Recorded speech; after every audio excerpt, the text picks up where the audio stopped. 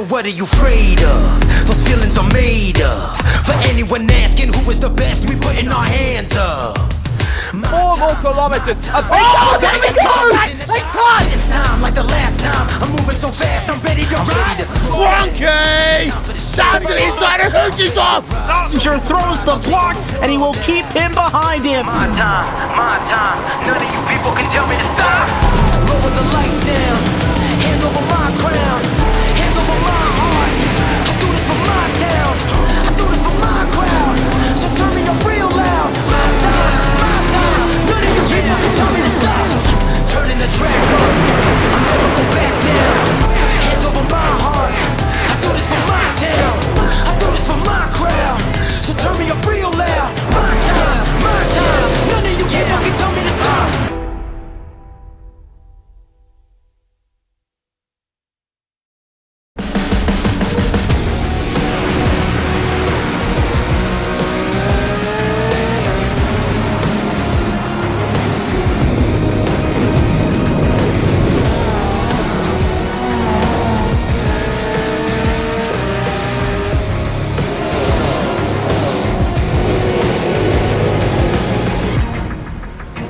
The following is a presentation of the iRacing Esports Network.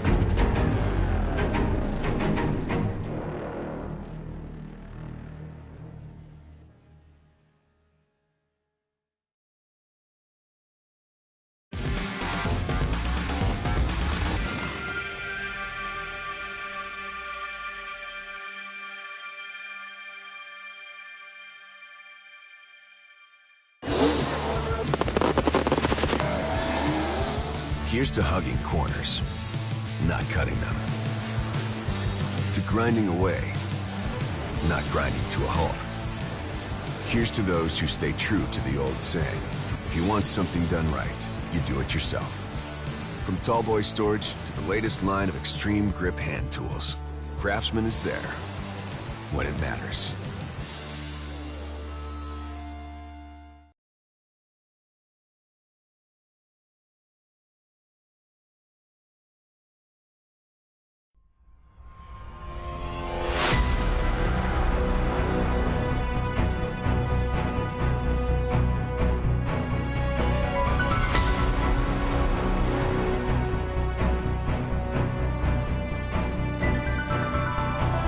Good evening and welcome to the 4th round of the World of Outlaws Craftsman Late Model Championship Series live at Knoxville, and the first broadcast on the brand new iRacing Esports Network. Randy Cheneth, Cam Walsh, and Hugo Louis bring you all the action tonight. And Cam, these late models at Knoxville have routinely put on an amazing show. We saw the VLR Spring Fling here a couple months ago, which actually iRacing staff member Tyler Hudson took down and won himself a couple $1,000. And that was a fantastic race. These guys are going to put on an amazing show for sure. Yeah, most certainly. First dirt broadcast here on the new iRacing Network. So, hey, we're here, home again for the second time. It looks exactly like the other place, but it's a new coat of paint. So it's even better, I guess. Better resale value. Anyways, Knoxville Raceway, normally the sprint car capital of the world. Well, let's just say we've got late models, and you know what, Randy? Late models always put on a good show no matter where they go. Big old half mile, got some banking. Maybe they're not going to creep their way towards the top as we would see in the sprint cars, but you know what? That's all right. It'll be interesting to see where they end up running. There was another update somewhat recently this past week, and a lot of the drivers, from what I've been getting, has been very positive reviews. Let's take a quick look, though, at the points coming into this round.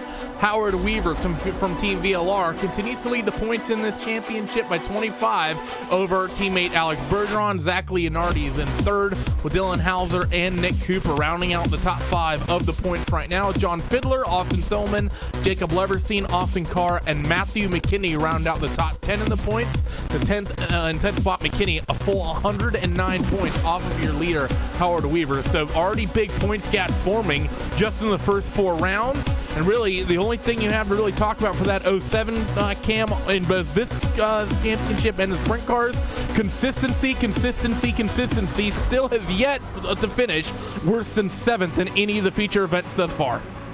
Yeah, I mean, just absolutely brilliant. You got to remember, sometimes it's not just about how you run as an individual. Sometimes you got to have a little bit of luck, a little bit of play ball with everyone else around you, and that's just been what's happening. So I will say, hopefully, we can continue to see some good old racing here. We're gonna have, let's see how many heats we have. We should have a 4 full heat plus compilation here tonight at Knoxville, at least I believe, but it should be pretty all right. A little bit of overcast, a little bit chilly.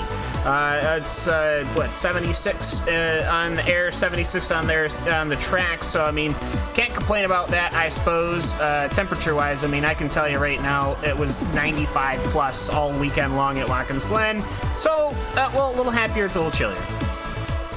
Yep, it's here a little bit, like he said, and that's actually going to have an effect that'll change the way the service model is so advanced here on the iRacing service. It'll actually change the way the racing surface here on dirt, actually it takes moisture and the way it evaporates out. A cooler track will hold on to it. A hotter track, it'll sort of get dried out a little bit, maybe a little bit more dusty, but it is going to be a 4 heat race show, 4 8-lap heat races, top 4 from each. Transferred directly to the feature. Everyone else is going to have to run their way through the 15-lap last chance qualifier. There can always be hecticness there, so you want to get a good finish in these heats early. And let's go down. Heat race number 1, the 26 of Drew Hirschko. He puts in quick time tonight with a qualifying time of 18.130, with Jacob Fields in the 007 rounding out that second spot. David Heilemann and Jacob Leverstein, are going to roll off on row 2.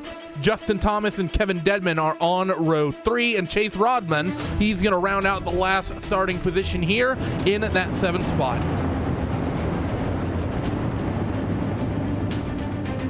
So as the field makes its way out there, these drivers are going to be getting themselves amped up. Remember to subscribe to the new iRacing Esports Network. Of course, shout outs to you guys watching on Dirt Vision as well.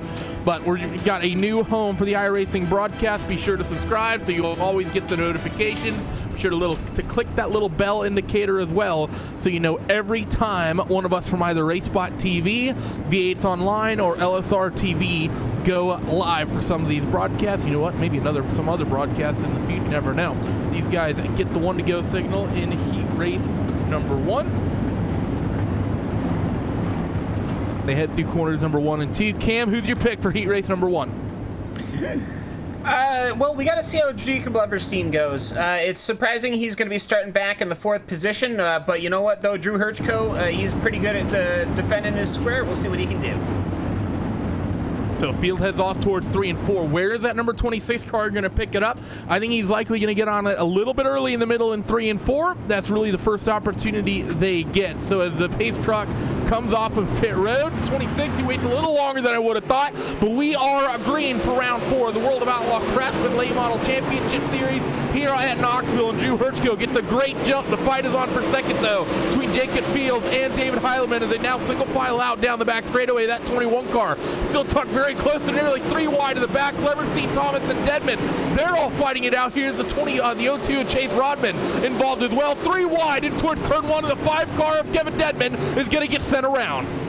Yeah, they were doing some kind of 4-square dance in there just a little bit. They were doing a whole 3-wide thing, all shuffling around each other. It was only going to one way as they slowed themselves up very much so. Top 4 go to the feature. That's what they were fighting for as Leverstein goes from 6th to 4th in just that one singular lap of dancing there. And you know what? He doesn't have to worry about anyone behind him. Justin Thomas now maybe, 5-6 car lengths behind, and that's it. So that little bit of action early on is set him away, but 1, 2, and 3 look like they're all bunched together. And those top 3 are bunched up, but I wouldn't suspect that they get too crazy with one another. They should know that they're pretty much been given a free pass here in towards directly to the feature event. So other than maybe scrapping it out for a starting spot or where they want to start exactly in the field, no real point in going crazy here. Because of course, every single spot in one of these races is going to be worth 4 starting positions in that feature event. So if you are David Heilemann, maybe you get a little bit aggressive so you can start 5th instead of starting 9th. Yeah, plus also you got to remember points are being handed out in these heat races as well, so you could certainly try and risk perhaps getting a position to get some more points, but you know what? I would just like to take I think I would much rather take the ticket and just punch my way to the finale right off the bat. Wouldn't want to risk having an incident or anything like that. As they round the corner one more time, I will say Jacob Fields might be trying something. He looks like he's setting something up. Certainly might be. I will say if people are going to be punching their way in, Floyd Mayweather might want to get himself involved in this series. He could probably be a champion pretty easily. Here's the drivers up in the front working themselves through 3 and 4. For the penultimate time, down the front straightaway, they're going to see the white flag at the iRacing starter stand, and Drew Hirschko will lead them through 1 and 2 once again, and the 007 of Jacob Fields. I think he's given up just a little bit here on that race win. He's not going to push too hard. Everyone running pretty much down low at the moment as this track starts slicking off, and that 26 car is going to take victory in heat race number 1 with the 007 and 21 of Fields and Heileman close behind. 777 and Jacob Leverstein will come home in 4th. Justin Thomas, he will not make it. He'll have to go do it through the last chance qualifier, as will Chase Rodman, and of course that 5 of Kevin Dedman, who had that unfortunate luck, went the wrong way, ended up facing the wrong way. So a pretty calm first heat race there, Cam, after that incident in the back in turn 1. Yeah, they tried to do some dancing, and it did not work out. And that did end up going to Leverstein there as the final transfer position, which means that it'll be Thomas, Redman, and Dedman. So, okay, there's 2 men's. Okay, that's fine. Or Roudman, excuse me. But now we get to go to heat number 2, and surprise, surprise, starting that one is going to be the number 12 Machine Randy of Alex A. Bergeron. Yep, Alex Bergeron, second quickest time tonight, rebounding a little bit after the terrible run in the sprint cars last week. He, of course, leading up to that, was on a 3-win streak across the sprint car series and late model series. Outside of that front row, Dylan R. Hauser, one of the best qualifying we've seen for that number 2 car, so he might be in for a good run tonight. Nick Cooper and Charles Cosper are going to make up row 2, with Austin Carr and Zach Rounds on row 3, and Brandon Schmidt will round out the 7-car field for the 8-lap heat race number 2. I think it's pretty much all eyes on that 12 car here, Cam, in terms of the favorite here. But Nick Cooper, remember, he was very good at Lima Land a few weeks ago. That 35 car might have some pace. Yeah, we need to see who manages to sneak their way in there from this back of the pack here. I wouldn't be too surprised if Bergeron's able to pull away, but we got to see who's going to fight for that number 4th position. Who wants to get that ticket punched? So down the back straightaway, VLR driver Alex Bergeron will be the one bringing us to green, of course. Traditionally gone a little bit earlier, so I think he'll likely go in the middle in 3 and 4 versus the exit of 4 the way Drew Hirschko did, but let's wait and see. Tire Tracks and the iRacing safety truck point off towards pit road, and indeed that 12 car gets on it slightly earlier. Green flag in heat race number 2. Dylan Hauser, not the greatest of starts. He might fall back to 30 immediately here as the 35 of Nick Cooper is going to check it out on the bottom groove. They're going to remain side by side down the back straightaway here, but the 2 is going to have the momentum up top. The 35 now, Nick Cooper trying to work that same middle groove, and the 1 of Austin Carr is going to try the low line on him. So a couple different lines forming up here in the early stages of heat race number 2. They're still side by side for 3rd as the 33 of Charles Cosper is right there on the back of the 35, waiting for one of them to make a mistake. Yeah, and I gotta say for Dylan Hauser, he basically started that race in the passenger door, as it would be, of Alex Bergeron. He almost tried to jump it too. It didn't work. He was actually able to recover into second. It's great to see this battle here, this whole cluster of cars between Carr, Cooper, Cosper, and Rounds. You got to remember Schmidt there in the background too, because they most certainly could collect themselves. It is just a 2-car breakaway, so they are fighting for 2 tickets to punch to the feature event. It's going to have to go to that compilation and fight their way through, which can always pose the risk. But Nick Cooper right now, he's the one covering that 4th position. Definitely got it. You just saw the 35 and the 1 also swap positions.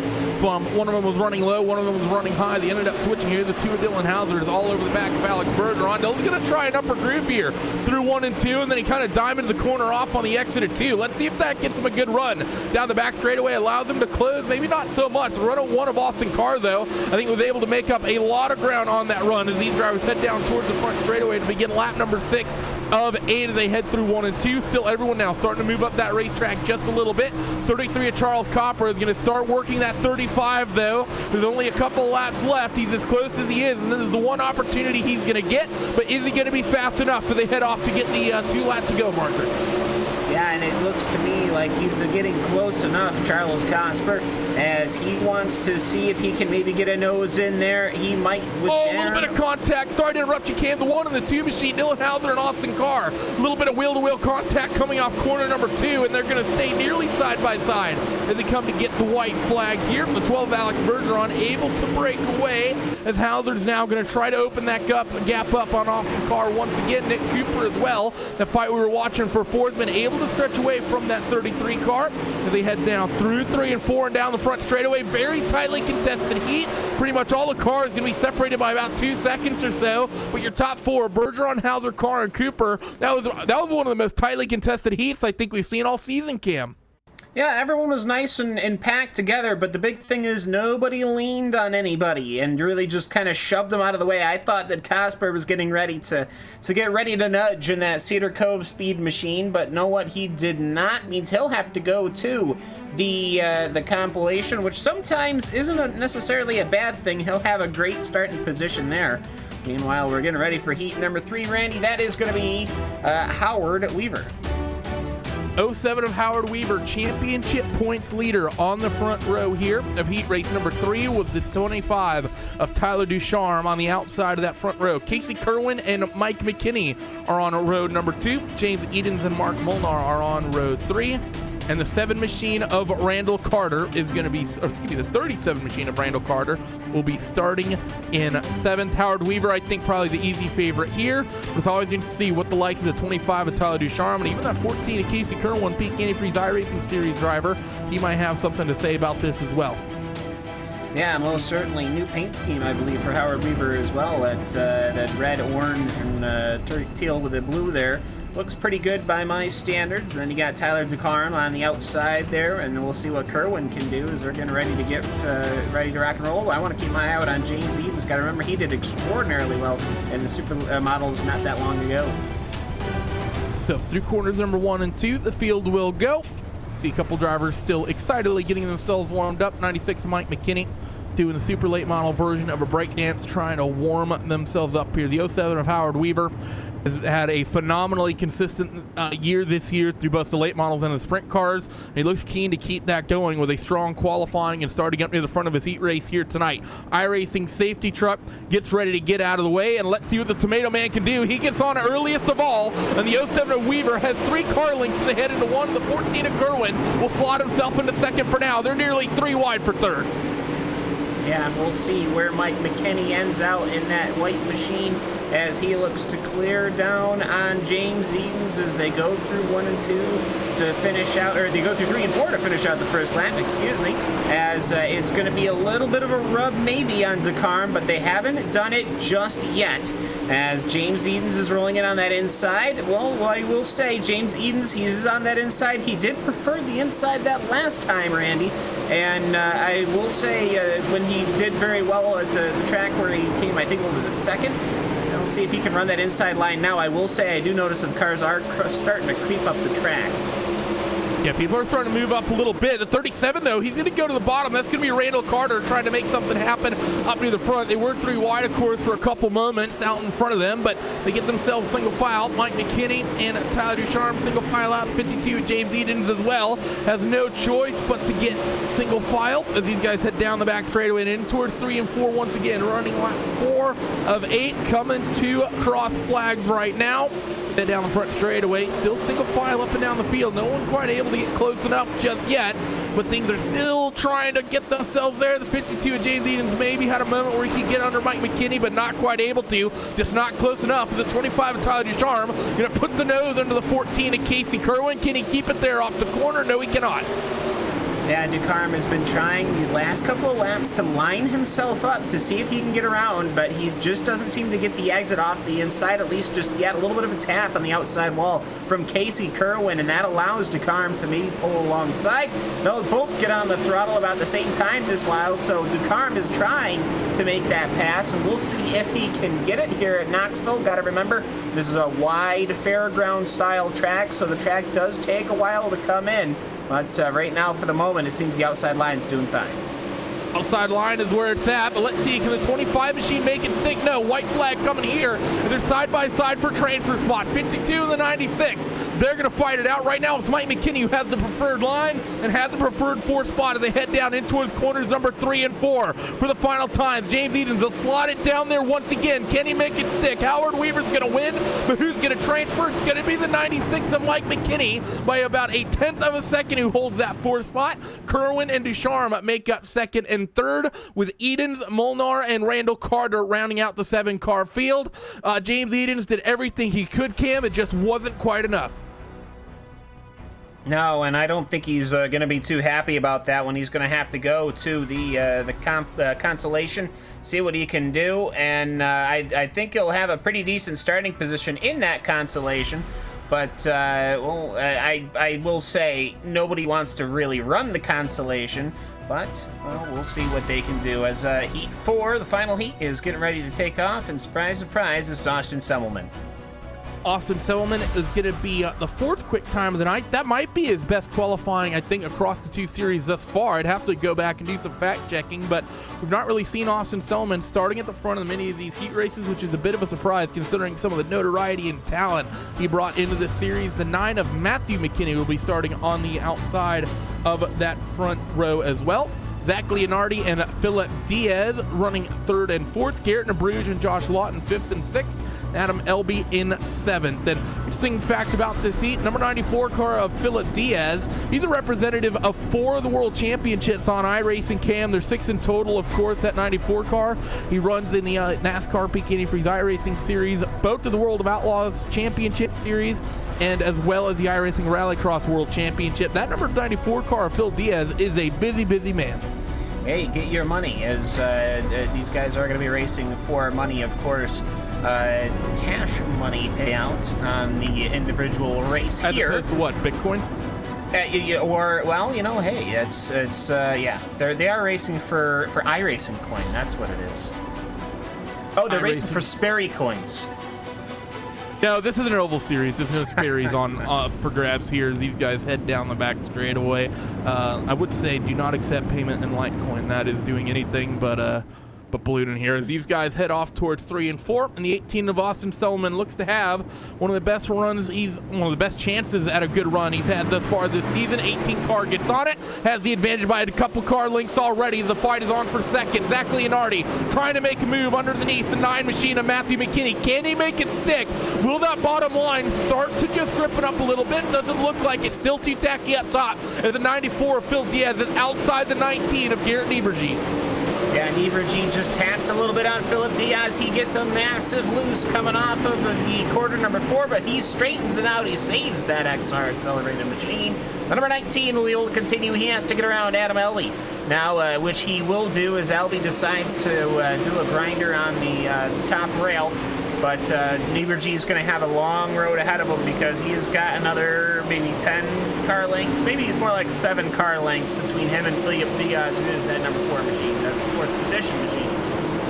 It's going to be difficult, I think, for that 19 car to really move up. Not really a lot of laps, and the way this track has come in, it's not the raciest just yet, especially as tacky as the top is. Up front, though, things very, very close. The 9 of Matt McKinney is tucked nicely underneath the 18 car of Austin Semmelman. Zach Leonardi is also strongly representing that 3rd spot, and Phil Diaz is just sort of controlling that gap between that 40 of Josh Lawton behind, and that's all that 96 car needs to do, or excuse me, the 94 Cam needs to do right now, Cam.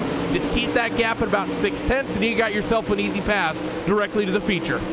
Yeah, and he was running an 18.3 that last lap to an 18.4 of Joshua Lawton, so easy 10th there, but of lap difference. So Philip Diaz doing what he needs to do, but right now it's your front 3, and we've seen this heat after heat after heat, where the front 3 or the front 2 seem to just be breaking away, then they just stick together. Nobody tries to flesh their elbows out as Zach Leonardi almost takes a good bite out of the number 9 machine. I almost wonder if the track's starting to get loose enough that these guys wouldn't want to try something, but this 1, 2, 3, they are constant.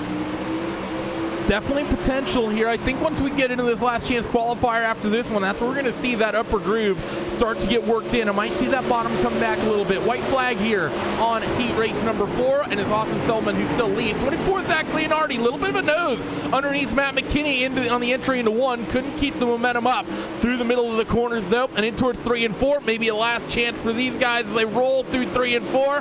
No, neither of them are going to get it, but that bottom starts to look a little bit strong. 18 of Austin Feldman is going to take it down with Matt McKinney in second, Zach Leonardi third, and Phil Diaz will round out your 4 transfer spots with Josh Lawton, Garrett Nieberge, and Adam Elby rounding out that heat race there as we get ready for your consolation race, Cam. Last chance qualifier for all these guys, and these races have been hectic all season long.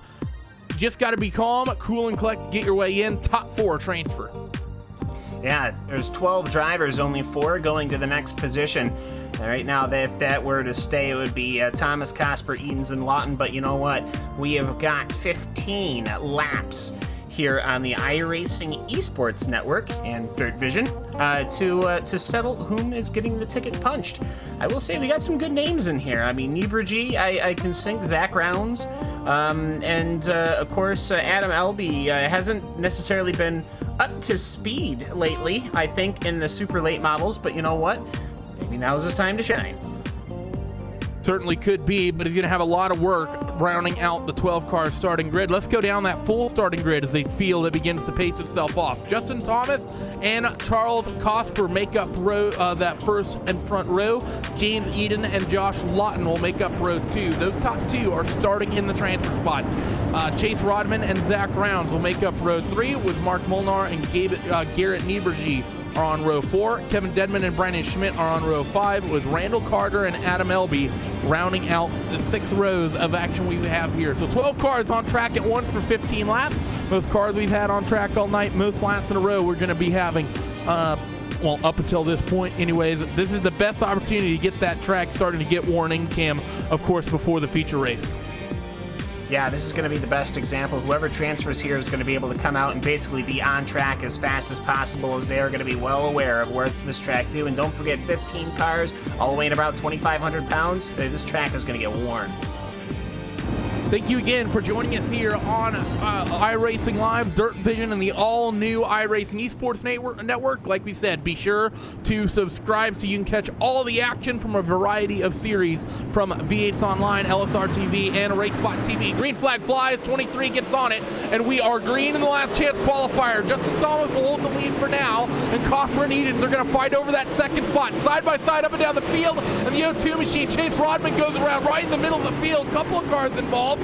37 machine got some bad luck in that as well. That's Randall Carter, who tonight's going to go from bad to worse. And a secondary incident up the field as well. I think that was the 5 and the 3 who got into each other through 3 and 4.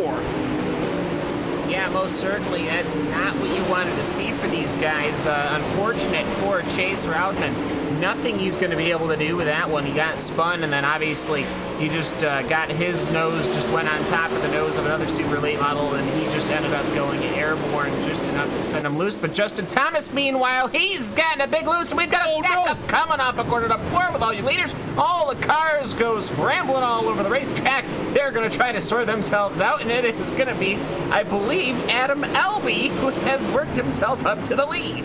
Owl, what in the world happened? These guys, the top 4 were broken away from the field with the 33 car.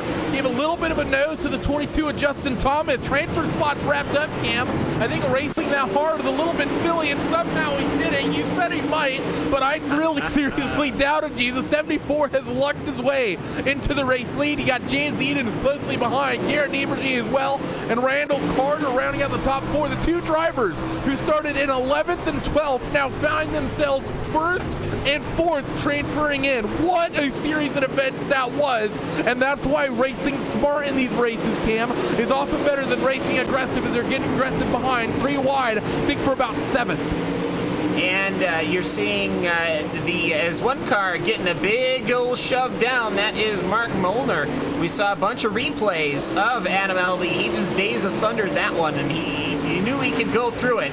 And he did. He was able to get on the throttle and power that machine through the spinning cars. I'd say wreckage, but it really wasn't anybody wrecking. It was just spinning. Yeah, I will say for Adam Elby, this is the big thing, though. Not only, Randy, does he have the position, he's growing it. He's an 18.3 that last lap, 18.4 for James Edens, as he is going lightning quick here. Charles Cosper was going slightly faster, but he's got Randall Carter in front of him. He might move him.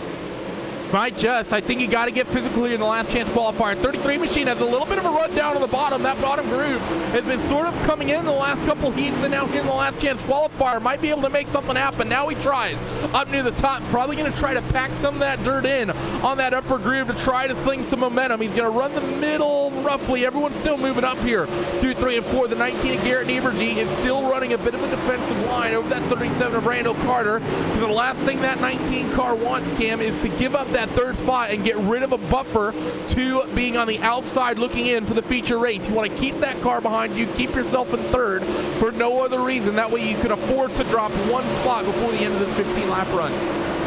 Yeah, and I'm sitting here and I'm looking at Adam Elby. He is growing the gap. He is gapping now James Edens. He has managed to get himself the biggest capitalization I think I have ever seen in any constellation to punch the ticket to the big dance. He was nowhere in that last heat, and now here he is leading with an 18.345, so that was 5 tenths quicker than James Edens as they round around for lap number 12. I will say the big dance is going to be between Charles Cosper and Randall Carter. Got to see whom is going to do the duel there, as I'm sure Charles Cosper was in this option his last heat, but he was very polite about it. You can only imagine, Randy, how long that politeness is going to last. And that 33 car is the one who gave that nose to Justin Thomas that caused all that drama. So he's going to be aggressive. Bit of a run on the outside. We have a lap car that's holding up a little bit of traffic here inside of the last couple laps remaining. And so that's going to single file these guys out for a little bit, going to deal with the lap traffic. And now the 33 car, he has a lap and a half to find himself some time and make a move on the 37 through corners number 3 and 4. White flag waves on the 15-lap B main here. And I don't think the 33 of Charles Cosper, that lap traffic really hurt him. Does he have enough? He'll have to get a monster run down the back straightaway and send the slider of all sliders in towards corners number 3. As they run now through the final sequence of corners, though, it's going to be Adam Elby from worst to first in the last chance qualifier. James Edens holds on to second. Garrett Nieberge from third gets himself up to third, and Randall Carter alongside Adam Elby up to that 4th spot. Of the 4 drivers who transfer, only one of them started in that top 4 position. What a B main, Cam. Easily the most exciting on the season. The last 2 cars get the transfer spot to make it to the big dance. How about that? And so I gotta say, for Adam Elby, I will say I called that. How about that? There's nothing on that red car. You could at least put a race sponsor sticker on it, yeah? Could very well, especially after this. He needs to put a Cam Walsh sticker on it after the endorsement you gave him that he ended up proving good on. We are going to step away for a couple moments before we bring you the feature. Drivers have a couple minutes warm up to get themselves sorted, but we will be back here on RaceBot TV, streaming live on the iRacing Esports Network and on Dirt Vision. Don't go away.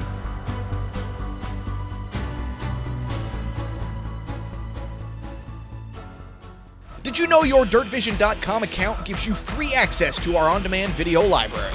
From the DirtVision.com homepage, click on On-Demand Video near the top right of the screen. And from there, countless hours of World of Outlaws footage awaits at your fingertips. Watch every lap of the current World of Outlaws Craftsman Sprint Car Series season. Sheldon Hodge looking for a run. Dives low into turn 3. Slide job! Sheldon Hodge shield to the cushion. Johnson turns it back underneath him, but Sheldon leads lap 23. Or dive into some of the historical options with videos in our Classics section. He has clear visibility, comes off the 4th turn in the clear, and leads lap number 1. It's all available free and on demand on DirtVision.com.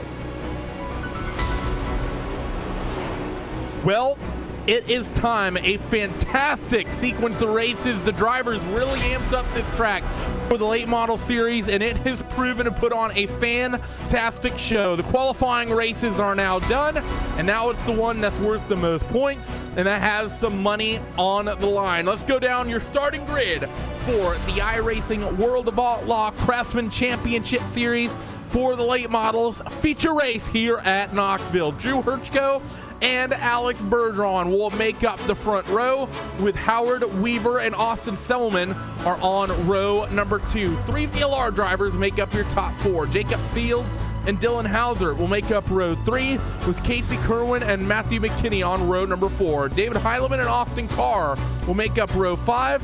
Tyler Ducharme and Zach Leonardi, row 6. Jacob Leverstein and Nick Cooper are on row 7. Both the McKinney brothers are in the feature. Mike McKinney is in 15th, along with Phil Diaz in 16th on that 8th row. Adam Elby and James Eden, they're on row 9. And Garrett Nieberge and Randall Carter round out the 20-car field. After what just happened in the B main cam, Randall Carter to win this feature.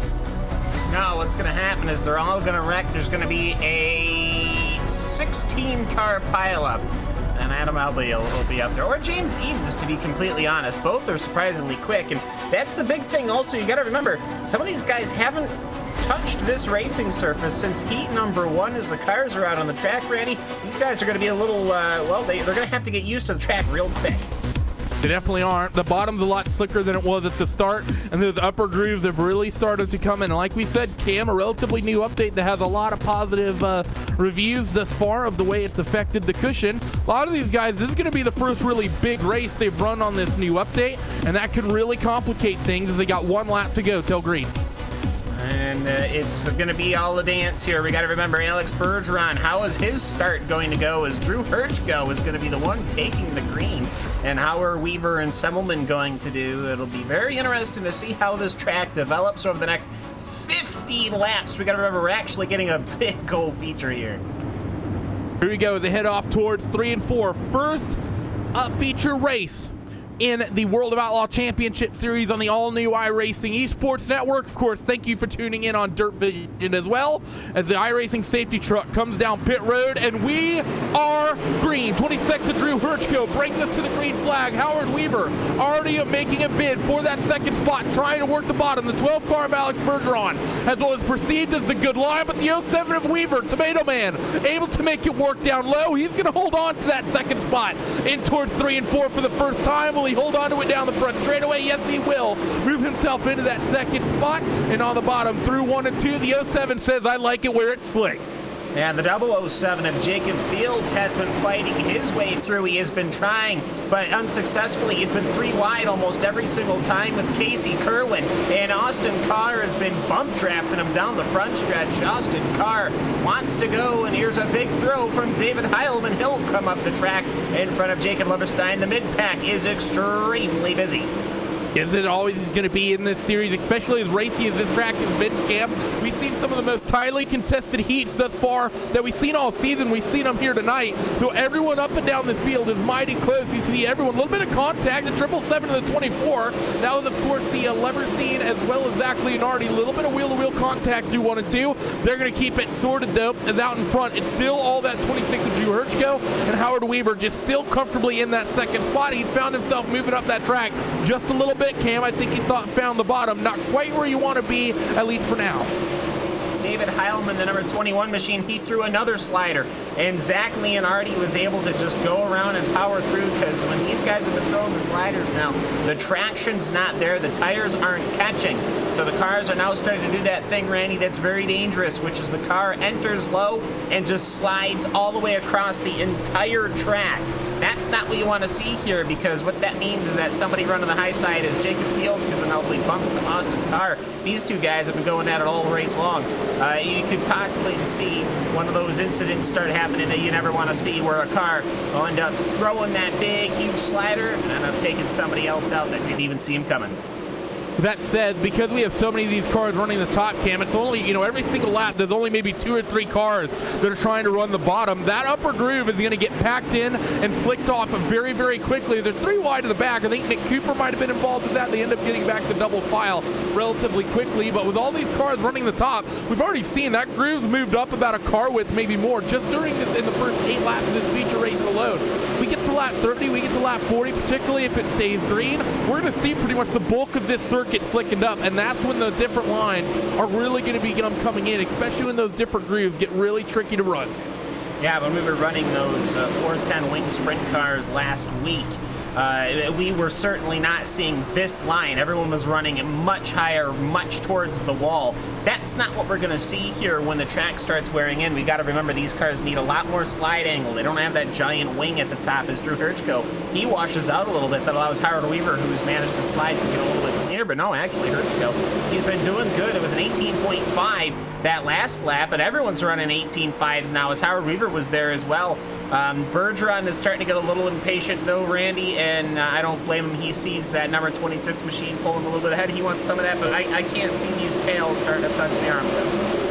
Yeah, I think these guys are gonna start moving up a little bit. 12 machine, he puts the front left on the berm, gonna try and move on his teammate, and it's really gonna cost him. This is why sometimes you need to be patient. 18 car of Austin Selman, his teammate will get a run up high, and once again the 12 car puts the front left on top of the berm, and Austin Selman is gonna say thank you very much, and he's gonna take that 3rd spot away. Next up is Dylan Hauser, and they're gonna make a little bit of contact. 2 cars sort of shoved out of the way a bit by the 12 of Bergeron, and I know these two have a bit of a rivalry. Dylan Hauser to the back of Alex Bergeron says, hello, how you doing? I felt that one, and they're going to single file it out off towards 3 and 4. This is getting physical real quick.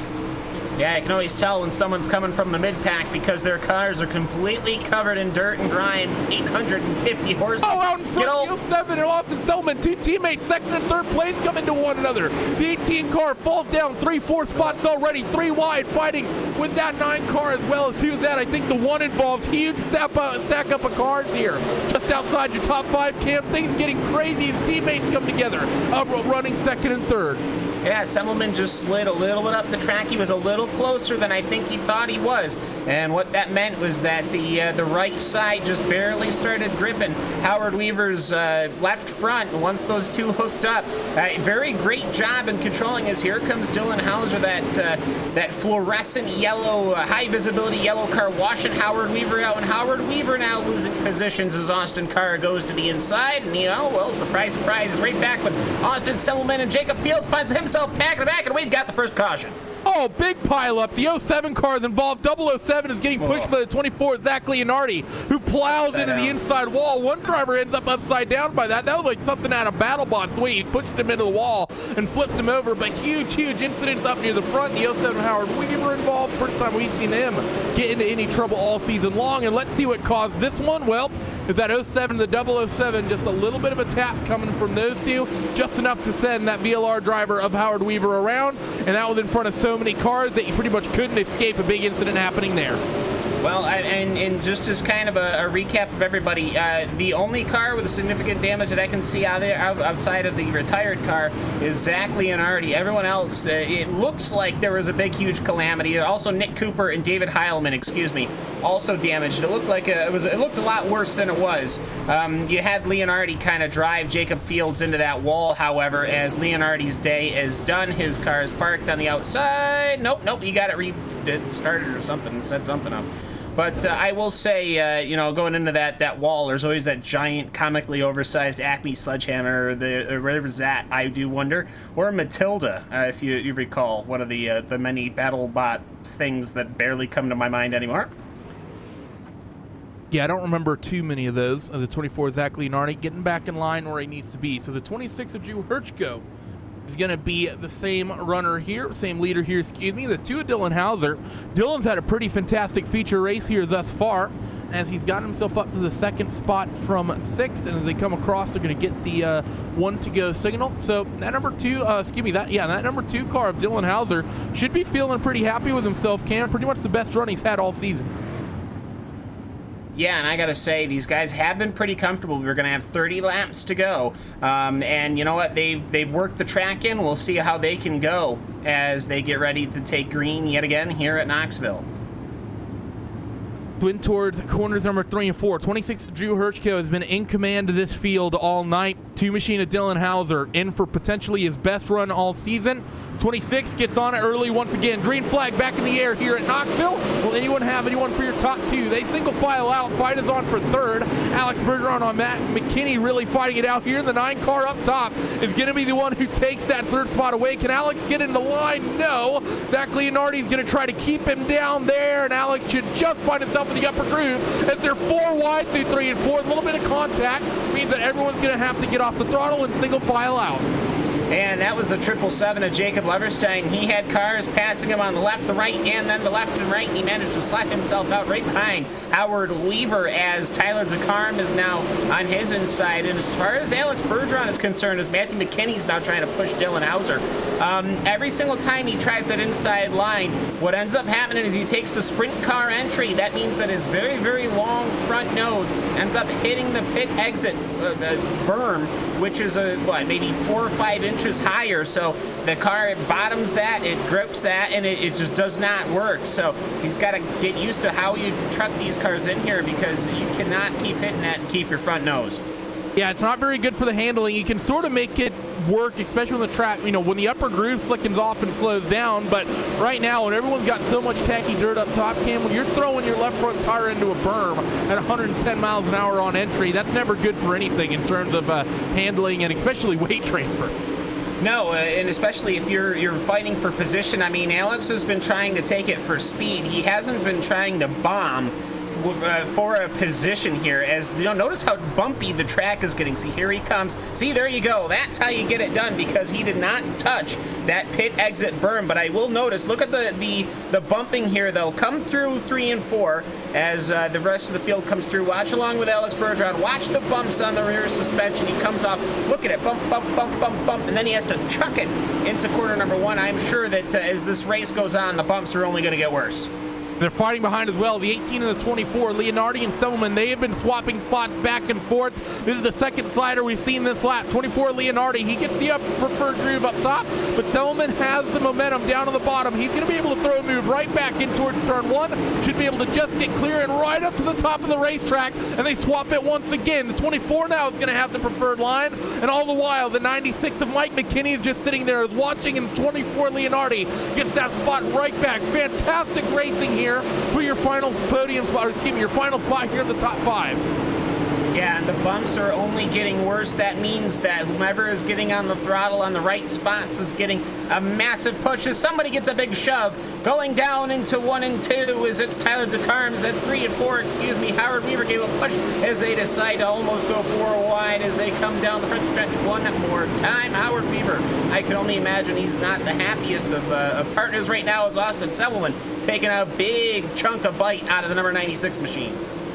Yeah, Mike McKinney got pretty physical there and picked up that spot from the 18 of Austin Selman. Austin may not be too happy with that one, and let's see what happens here. They're going to stay off of each other for now, and Leonardi's going to be pretty happy to see that. Give him a little bit of a buffer, but not much, especially after that big impact with the wall during that one caution we had. Out in front, though, it's still Drew Hirschko, like just under a full second. Dylan Hauser in that second spot, and Matt McKinney's in third, Bergeron in fourth, but second and third still very tightly contested, and I think it may not be too long before we see that 9 and 2 swapping sliders back and forth the way the 18 to 24 were.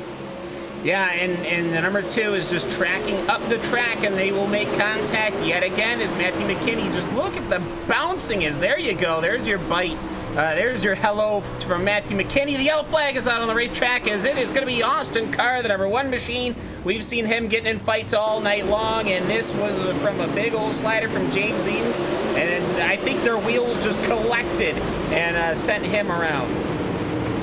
Yep, going down the back straightaway in towards 3 and 4. 52 at James Edens. It wasn't even really just the slider, because it was sort of the one car going in towards turn 3, Cam. I think actually he got into the 25, which sort of picked up the front left, and he couldn't really steer going into the corner, and he had to really get out of it, and that checked a couple people up. The 52 at James Edens really had nowhere to go there, and he did honestly a good job of finding a needle to thread, and unfortunately the one car tried to pick up a spot, tried to really keep it in there. Maybe I think lifting out of it there for the one would have been a little bit wiser, considering he almost got sent in towards turn 3, but that was really well held by the 52. Did a fantastic job finding a slot to fit into in towards 3 and 4.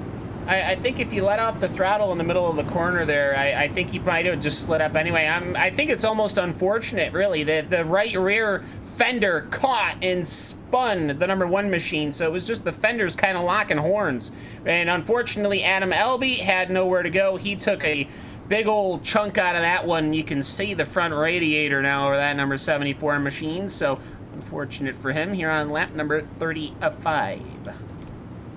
Really unfortunate there for that 74 car, but the cooling will be phenomenal until it gets packed with mud, of course, in which case things don't go very well whatsoever. But Field's going to get themselves formed back up, and I will say Howard Weaver worked himself back up towards the 8th spot. Someone we've been watching through these season scams, he's kept up the consistent runs.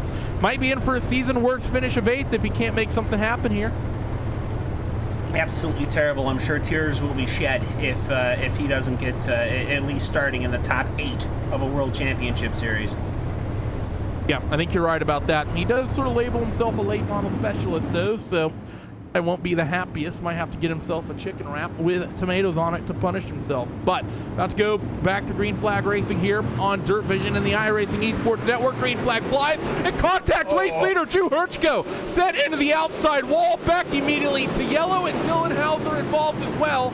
What happened here? Because that could only be those top 2 cars. Drew, did Hirschko come up, or did Hauser try to keep him pinned to the bottom? And I think it was the 2 who tried to keep him pinned to the bottom.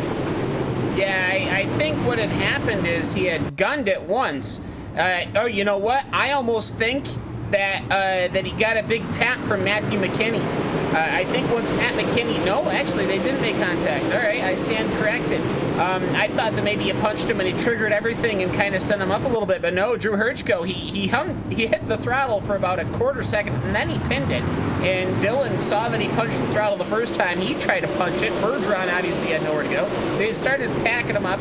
And I gotta say, for Drew Hirschko, if you just watch, that car just parks there in the outside until everyone's by. You know that he's just sitting there going, oh my God, are you kidding me? As he is now all the way back in the back of the back. Yeah, that's a fantastic way to potentially toss away a win, and I have to say, Cam, we saw it on the Race Spot replay. We had a fantastic upper view camera. That number 26 car, he started up near the upper edge of the slick, and he only went down the racetrack. I think that's 100% on the 2 machine of Dylan Hauser getting him into in there. I think that's the only way that explains that one, because that was really unfortunate for both of them. They go from running 1-2, and now I think the best running of them is Dylan Hauser, who finds himself 12th. Yeah, and I will say some of these guys are not they're not bumping and rubbing, but they are certainly positioning their cars to be somewhat annoying. But you know what, though? They'll get themselves sorted out. They'll get themselves 2x2. And hey, what do you know? Zach Leonardi, after that early incident where he hit that inside wall, well, he's missing a front end, and maybe that's the secret power boost. So according to this logic, Adam Elby will surely come through the field as he's going to be starting 11th. Never know. Could very well be.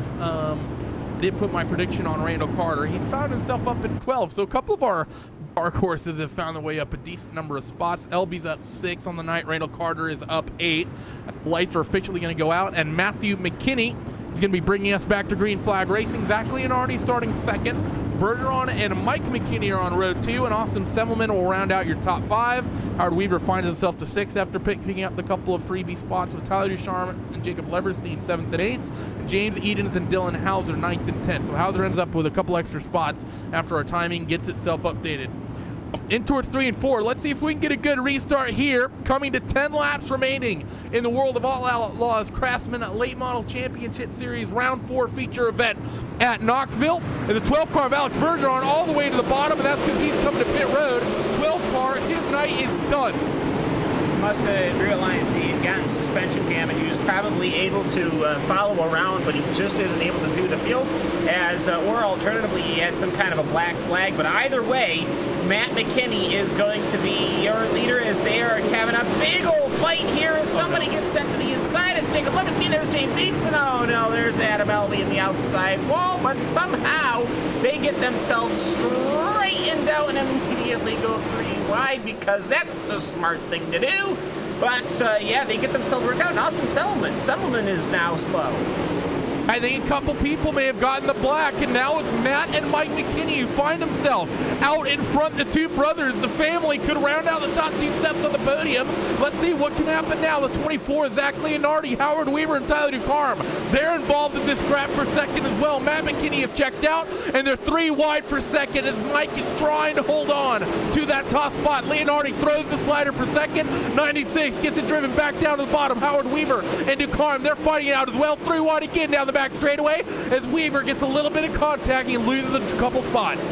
Yeah, so that means that would have been a black flag stop and hold for Austin Semmelman and Alex Bergeron. You want to talk about a points shakeup? Well, there it is, because those two are now a lap down, or is essentially out of the race, and Howard Weaver is there. So for Austin Semmelman, he needs to get by. There's only, 6 laps to go. I almost lost track of the counter there.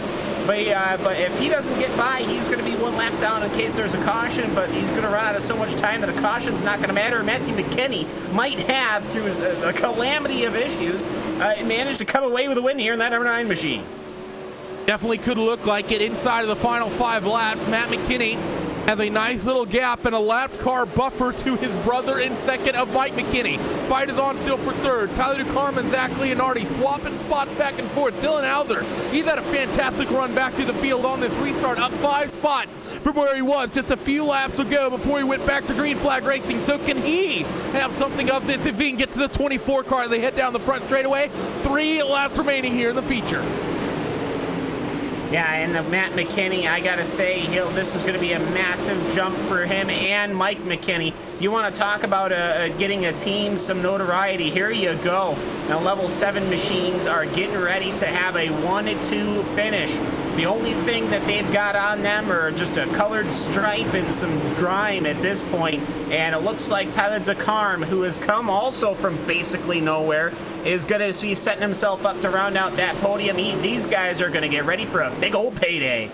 White flag in the air as they head off towards corners number 1 and 2. Matt McKinney enjoying an 0.8 of a second advantage over his brother, the 25 of Tyler Ducarme. Looking down on the bottom, not going to be able to make anything of it. And Dylan Hauser trying to close on Zach Leonardi as well, but can't get there. But family matters here as they come off turn 4. And Matt and Mike McKinney will round out your top 2 from deep in the field. Tyler Ducarme will take home 3rd. Zach Leonardi in 4th. And Dylan Hauser will round out your top 5. What a run there, and what a finish from the 2 brothers of Matthew and Mike McKinney, having a strong performance here tonight from 8th on the grid for Matt, who won, and coming from 15th for Mike. Matthew McKinney in the driver's standings, he's in 10th. Mike McKinney, he's in 14th. You want to bet how high they're going to climb up those ranks now, as everybody's giving them a pass. And there you go. There's your 2 front winners parked in front, right in front of the winner's circle, which they can't actually get to today, which is unfortunate. But yeah, congratulations to these 2 guys. That's impressive. Hey, you know what? We saw what happened when LB. When something happens, you got to take advantage of it, and boy, howdy did they. Yeah, they did everything that they could. They took advantage of it, and they looked strong out there. Let's go down your final results from the feature race tonight here from Knoxville. Matt McKinney from 8th on the grid. I think that might be the deepest we've had one of a feature winners come. I think most of them come out of the top 3, top 4. He comes away with the victory. Mike McKinney ends up in 2nd from 15th. Plus 13 is a fantastic run. Tyler Ducarme ends up in 3rd. Zach Leonardi in 4th, and Dylan Hauser rebounds after that incident, restarting 10th and ends up on the top 5. Jacob Leverstein ends up in 6th. Howard Weaver in 7th, continues his streak and doesn't worsen it. Randall Carter is in 8th, up 12 spots, so pretty close. Casey Kerwin in 9th, and Nick Cooper rounds out your top 10. James Eden's in 11th, Austin Carr in 12th, Phil Diaz in 13th, Dave Heileman in 14th, Garrett Nieberge in 15th, Drew Hirchko, who dominated the bulk of this race before that incident with Dylan Hauser, ends up in 16th. Alex Bergeron goes from 2nd back to 17th. Austin Semmelman ends up 1 lap down in 18th. Adam Elby in 19th. And Jacob Fields will round out the 20 cars who finished tonight. Do not go away on RaceSpot TV, streaming live on iRacing Live and on Dirt Vision. We'll be back in a couple moments to get interviews going and then finish this thing out. Don't go away.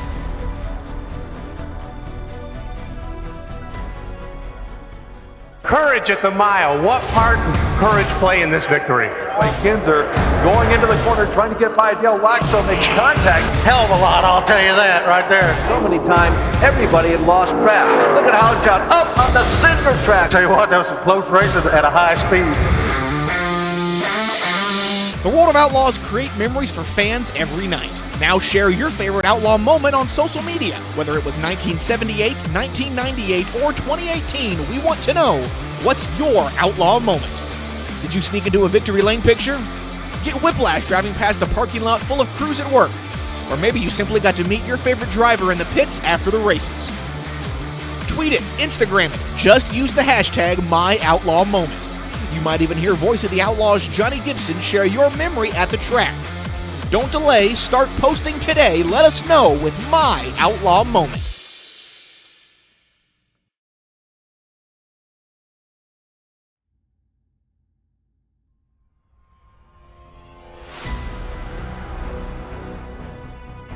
Well, what a run we saw tonight. This Knoxville track was really racy, especially when the track slickened off, saw sliders up and down the field. Really, the defining moment of the race was that incident between Hauser and Herchko, a restart coming to about 15 laps to go, and it opened the door for a little bit of blood as Matt and Mike McKinney take off the top two. And you know what? I think there's only one way to do this, and it's a simultaneous interview between the two brothers. Let's get Matt and Mike in the booth. We'll have a chat with them about the run we saw from them. So we got them, and well, because family matters here, guys, welcome to the booth, Matt and Mike. First things first, congratulations to you, Matthew, on taking this race down. Sure, that was a bit of surprise for you coming from 8th on the grid. Yeah, I didn't know how the race was going to pan out starting 8th, because I know it's very hard to pass here, but we managed to get through the field, get really lucky several times, especially on that last restart. I was just relieved after I got the lead there, because I knew we were the fastest car on track, and we just had clear way ahead. So it was just a matter of being consistent, which I knew the car was. I got to thank the level 7 guys and the third base bar and grill team for getting this car really dialed in tonight. Something about these bigger tracks really suits my style. I'm not sure really what it is yet, but I'm really happy to finally get into victory lane.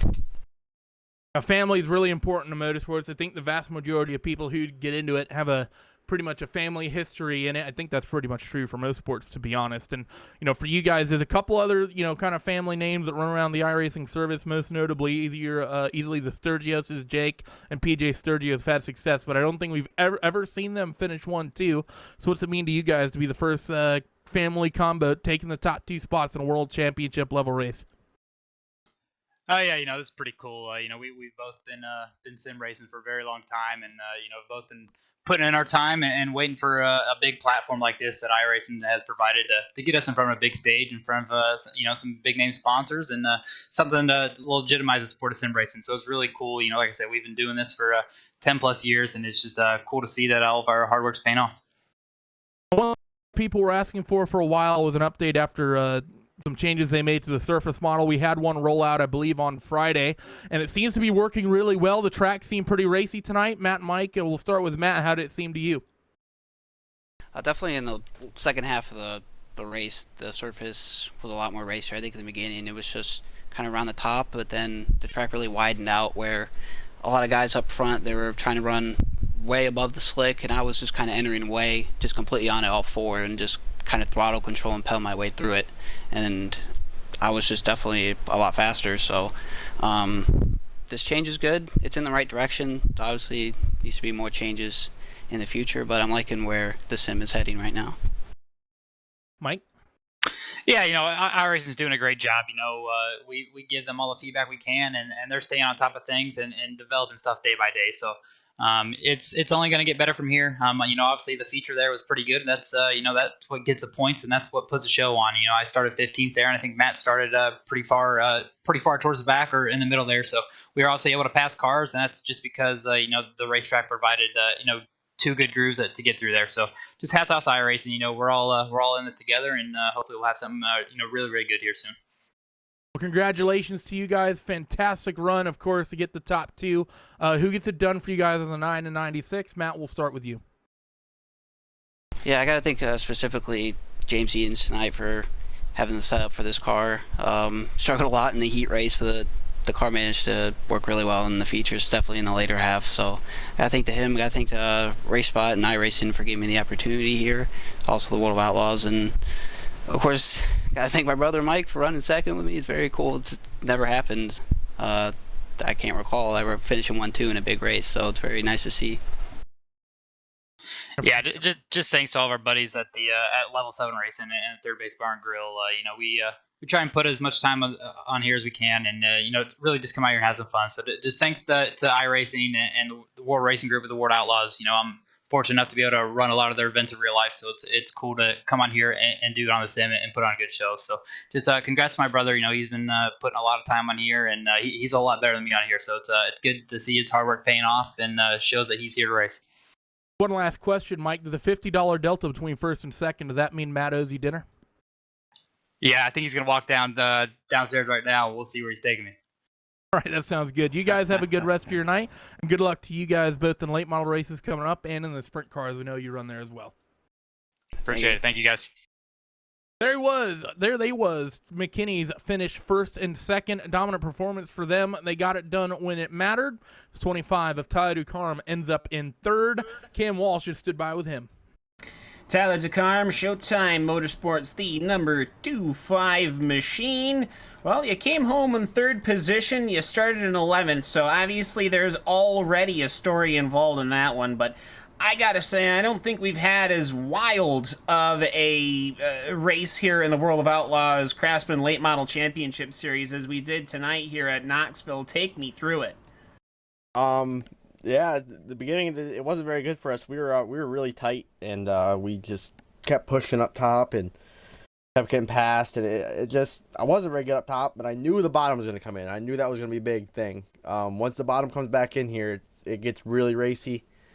And I think we were the best car out there rolling the bottom. I mean, if we could have had another restart there, I think I could have snookered them guys up front. But man, it come around. The last update they did here on the service, it's really turned around the racing here. At least at Knoxville. I haven't tried any of the other tracks yet, but hopefully it has kind of knocked the cushion away a little bit. But yeah, it was a great race out there.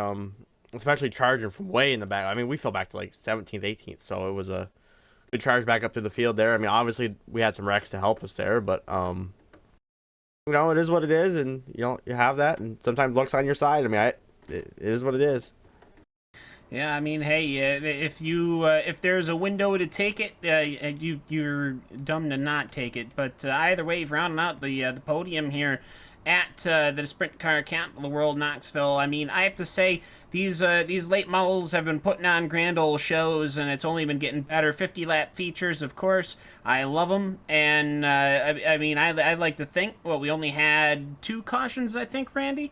And so, I mean, we had a lot of green flag running. I think we had 3, because I think 2 of them were basically back-to-back, so it almost turned out that's right, yep. So we had 3 total.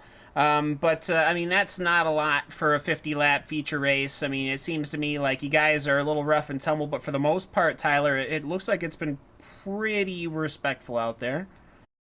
Yeah, I mean, there's a lot of guys that give and take out here.